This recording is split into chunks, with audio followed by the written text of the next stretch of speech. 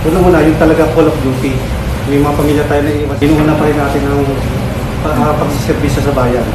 Magsama-sama pa tayo at magtulong-tulong. Kasi una-una, Pilipino naman tayo.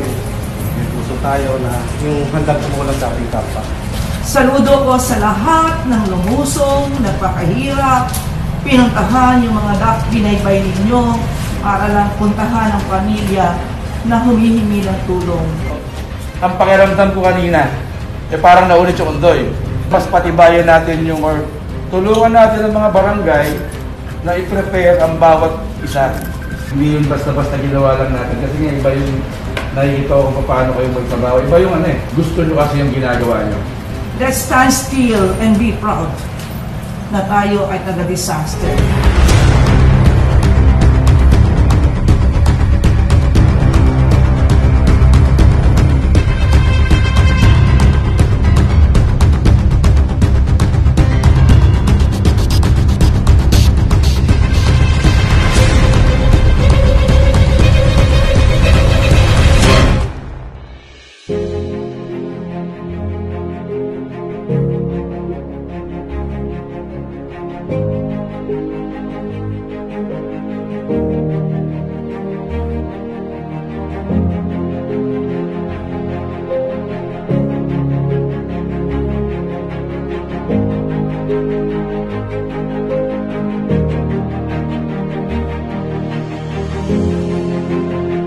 Hindi natatapos sa isang araw lamang ang pagtulong sa kapwa, lalong-lalo na sa nangangailangan at kapuspalan.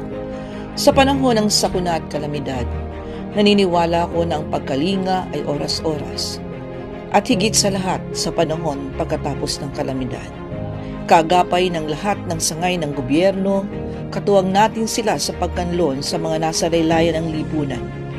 Nagpapasalamat ako higit sa lahat sa mga tao na ang serbisyo ay handang ialay anumang oras, lalo na sa oras ng kagipitan at kahirapan.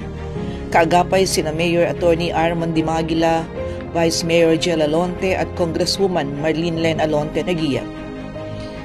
Kami, 10 ng mga kawani ng Binyang City Disaster Risk Reduction and Management Office ay hindi magsasawa sa pagtulong bago at pagkatapos ng unos. Hangad namin ang kaligtasan ng lahat ng mamamayan ng Binyan dahil ang aming tungkulin ay paglingkuran ng bayan. Naniniwala kami sa kasabihang pagkatapos ng bagyo ay may araw na sisilip para sa mga bago at mas magandang kinabukasan. Sa tulong at gabay ng poong lumikha, makakabangon tayong lahat.